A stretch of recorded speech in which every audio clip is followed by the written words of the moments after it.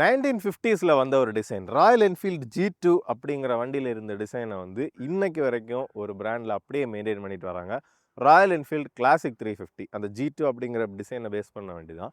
இன்னைக்கு வரைக்கும் அந்த சில் அவுட்டில் நமக்கு பெரிய சேஞ்சஸே கிடையாது. காலத்துக்கு ஏற்ற மாதிரி அங்கங்கே வந்து இப்போ என்ஜினுக்கு ஒரு அப்கிரேட்டை கொடுக்கறது, ரைட் சைடில் இருந்த கியர் ஷிஃப்டரை வந்து லெஃப்ட் சைடுக்கு மாற்றுறது, இந்த மாதிரி அப்டேட்ஸ். அதுக்கப்புறம் அந்த ரிஃபைன்மெண்ட்டுக்காக என்ஜினில் ஒரு அப்டேட்.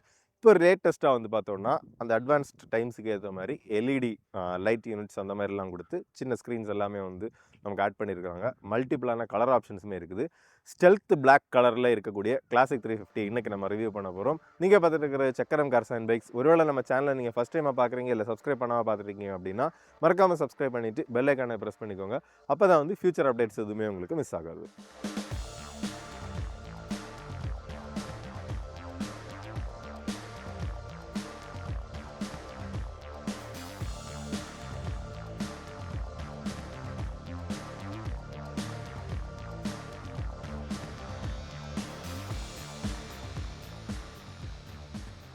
ஸோ இந்த ராயல் என்ஃபீல்டு கிளாசிக் 350யோட இந்த ஸ்டெல்த் பிளாக் கலருக்கு வந்து எங்கள் ஊரில் ஆன் ரோட் ப்ரைஸ் வந்து அரௌண்ட் வந்து 2,75,000 to 85,000 அந்த ரேஞ்சில் வரும். டிபெண்டிங் ஆன் நீங்கள் என்ன ஆக்சசரிஸ் வாங்குறீங்க, இன்சூரன்ஸ் எங்கே போடுறீங்க, கம்பெனியில் போடுறீங்களா வெளியே போடுறீங்களா, அதை பொறுத்து வந்து இந்த ஸ்டெல்த் பிளாக்கோட ப்ரைஸ் தான் வந்தது.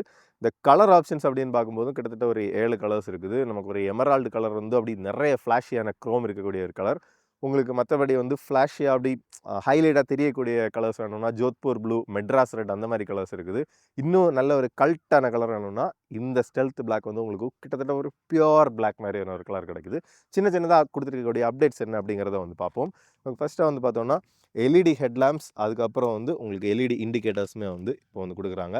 ஸோ அதுதான் வந்து இதுக்கு முன்னாடியுமே நம்ம ராயல் என்ஃபீல்டு கிளாசிக் 350 ரிவ்யூ பண்ணியிருந்தோம். அதில் வந்து பார்த்தோம்னா நமக்கு ஹாலஜன் தான் இருந்துச்சு. ஸோ இது ஒரு மேஜர் அப்டேட் அப்படின்னு சொல்லலாம். இந்த ஆல் பிளாக்ல அந்த ஒரு ஒயிட் அப்படியே வந்து நமக்கு க்ளீம் ஆகும்போது சூப்பராகவே இருக்குது. ஏன்னா உங்களுக்கு அந்த ஃபோர்க்குக்கான அந்த கவரிங் ஃப்ரண்ட் வந்து நார்மல் டெலஸ்கோபிக் ஃபோர்க் தான். இது வந்து நமக்கு ஒரு கவரிங் மாதிரி அடிஷ்னலாக வர்றது தான். அதுவுமே வந்து நமக்கு அப்படி ஒரு பிளாக்ல சூப்பராக இருக்குது.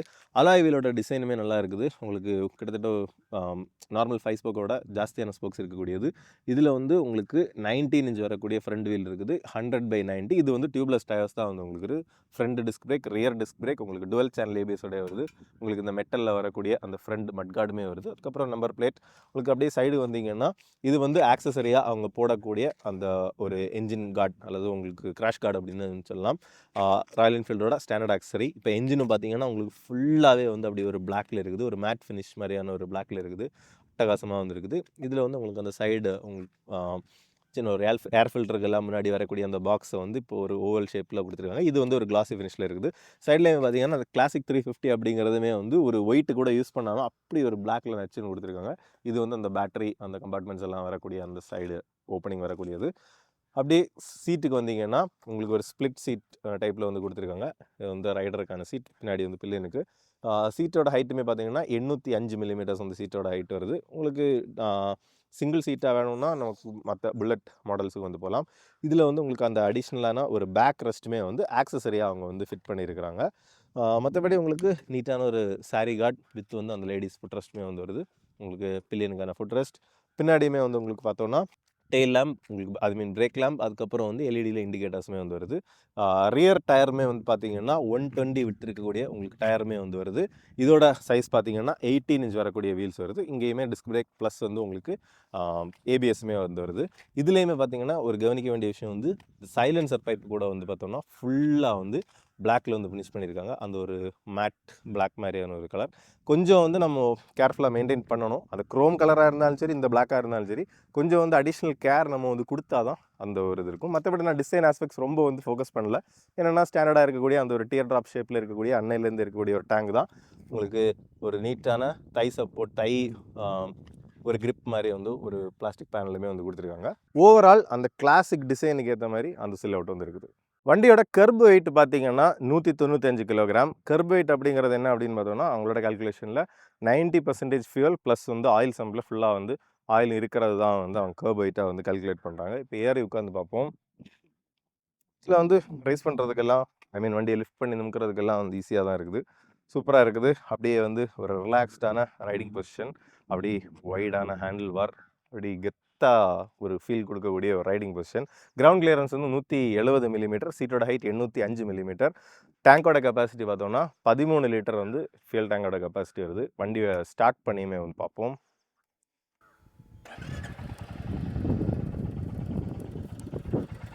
அப்படியே வந்து ஐடில் ஆகுது, ஸ்மூத்தாக வந்து இருக்குது, பெருசாக வைப்ரேஷன்ஸ் எதுவுமே இல்லை. ஹேண்டில் பாரில் மட்டும் வந்து அதுவுமே வைப்ரேஷன் அப்படின்னு சொல்கிற அளவுக்கு வண்டி வைப்ரேட் எல்லாம் ஆகலை. லைட்டாக அந்த ஒரு தம்பு வந்து ஹேண்டில் பாரில் ஃபீல் ஆகுது, அவ்வளோதான். கொஞ்சம் ரைஸ் பண்ணி பார்ப்போம் அந்த த்ரோட்டி, ஐ மீன் அந்த தம்பிங் எக்ஸாஸ்ட் நோட் எப்படி இருக்குது அப்படிங்கிறதா.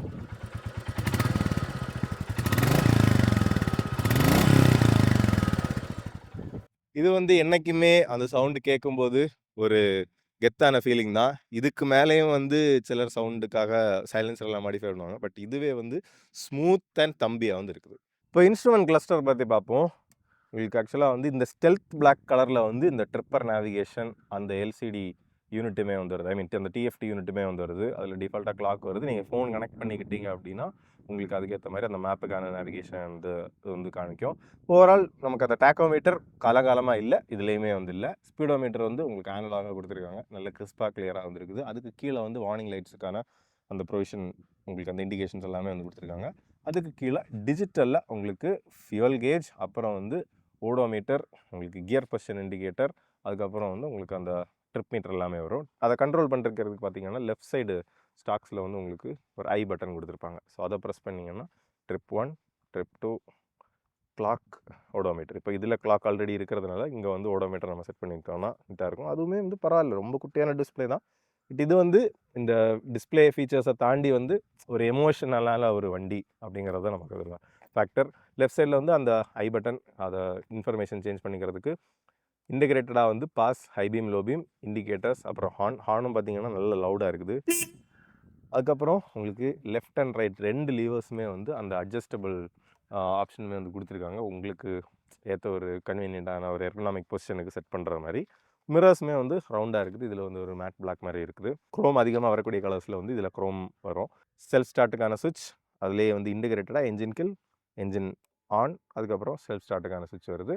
இதில் வந்து பார்த்தீங்கன்னா உங்களுக்கு செல்ஃப் ஸ்டார்ட் மட்டும் தான், ஸ்டார்டிங் ஐ மீன் கிக் ஸ்டார்டர் வந்து இல்லை. இது வந்து ஹசார்ட் லேம்புக்கான சுவிட்சுமே வந்து கொடுக்குறாங்க. ஓவரால் ஃபிட் அண்ட் ஃபினிஷ் வந்து டீசெண்டாக தான் இருக்குது. அதில் எந்த ப்ராப்ளம்ஸுமே வந்து இல்லை.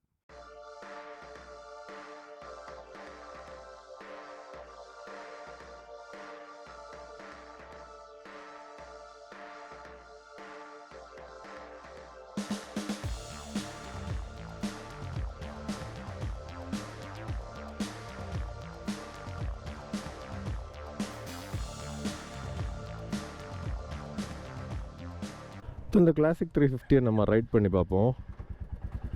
சில ஸ்மூத்தாக ஸ்டார்ட் பண்ணிட்டோம்.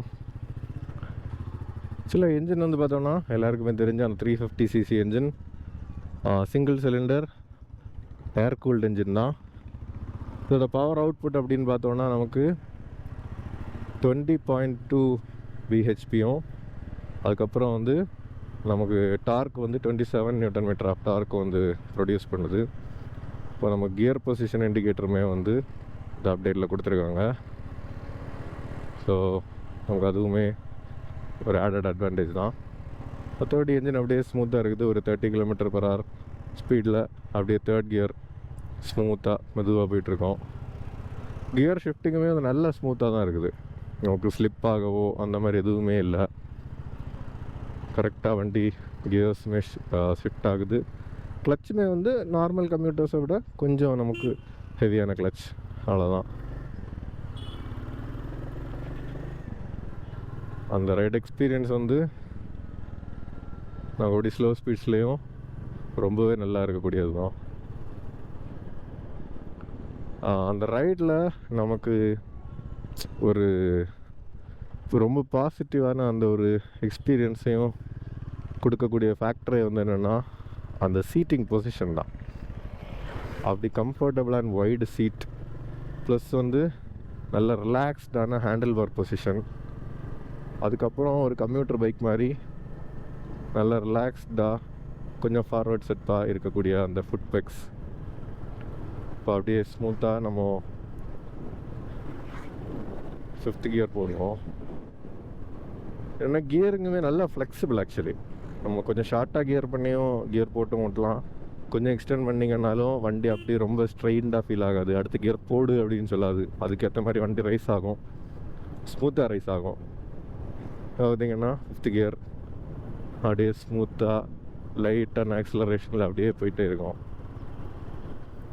சின்ன சின்ன அண்டலேஷன் இருக்கக்கூடிய ரோடு தான்.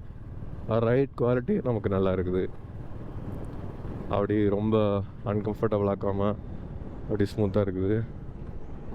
இந்த மாதிரி சின்ன கார்னர்ஸ்லேயுமே வந்து கார்னரில் அண்டலேஷன் இருந்தாலும் ஒரு சின்ன ஃபர்ம்னஸ் லைட்டாக நமக்கு தெரியுது.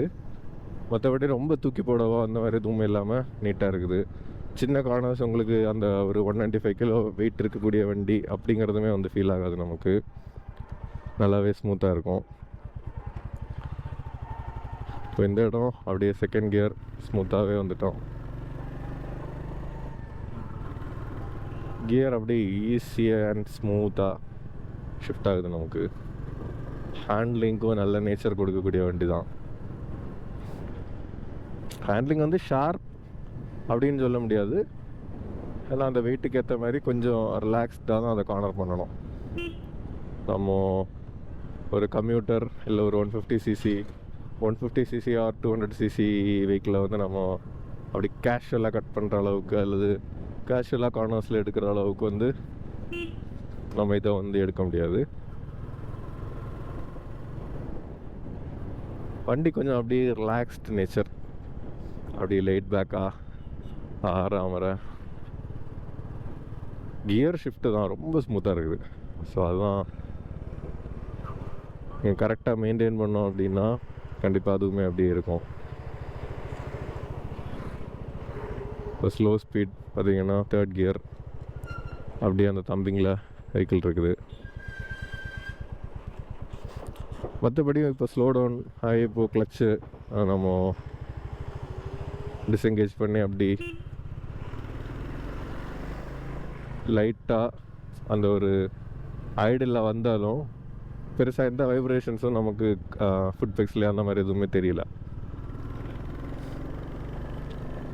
கொஞ்சம் ரைஸ் பண்ணாலும் வண்டி அப்படியே ஸ்மூத்தாக தான் இருக்குது.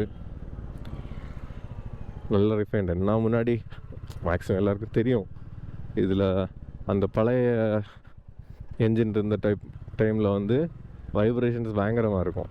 பட் இந்த ஜே சீரிஸ் என்ஜின் அவங்க இன்ட்ரடியூஸ் பண்ணதுக்கப்புறம் இந்த வைப்ரேஷன்ஸ் லெவல்ஸ் எல்லாமே வந்து கம்மியாச்சுது.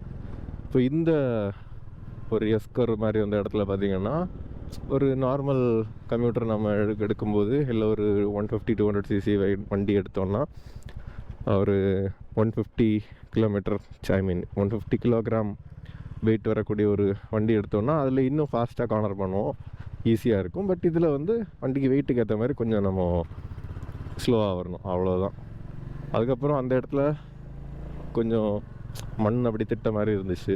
கிரவுண்ட் கிளியரன்ஸ் பார்த்தோன்னா 170 மில்லிமீட்டர் கிரவுண்ட் கிளியரன்ஸ். ஸோ அதுவுமே வந்து நமக்கு மோஸ்ட் ஆஃப் த இடங்கள் வந்து பெரிய ப்ராப்ளம் இருக்காது. ஈஸியாகவே நம்ம மேனுவர் பண்ணி வர்றதுக்கு ஏற்ற மாதிரியான கிரவுண்ட் கிளியரன்ஸ் இருக்குது.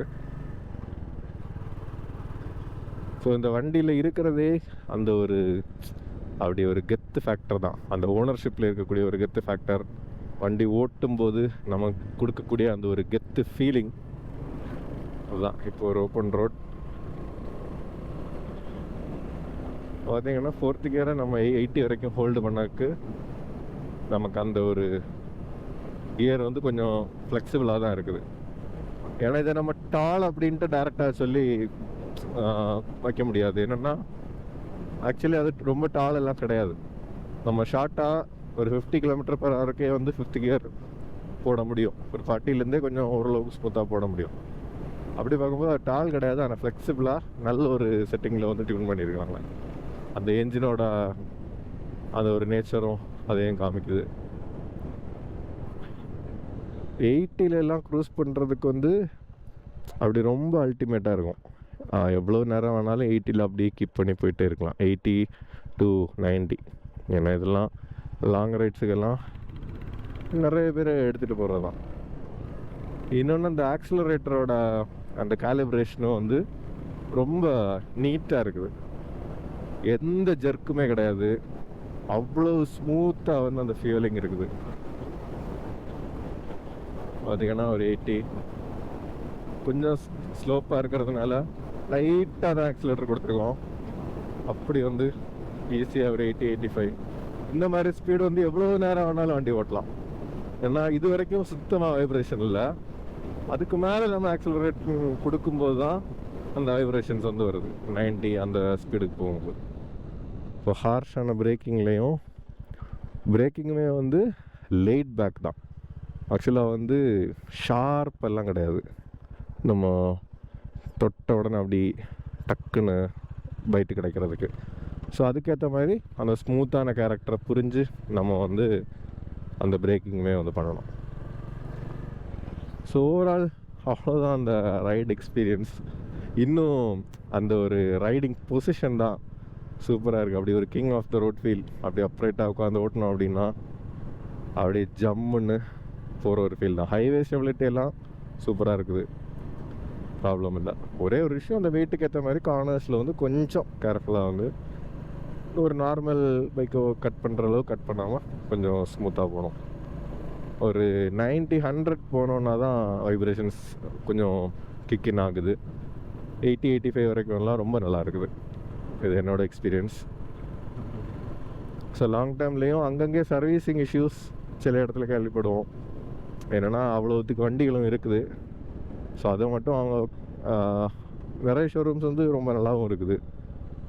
ஸோ அந்த எக்ஸ்பீரியன்ஸ் மட்டும் கஸ்டமர்ஸுக்கு ஒரு கன்சிஸ்டண்ட்டாக கொடுத்தாங்க அப்படின்னா இன்னும் வந்து அந்த யூசர் அல்லது ஓனர் எக்ஸ்பீரியன்ஸ் வந்து டாப் நாச்சாக இருக்கும். இப்போ இந்த கொஞ்சம் மோசமான ரோட்லேயும் பார்த்திங்கன்னா அப்படி நல்லா ஸ்மூத்தாக தான் இருக்குது.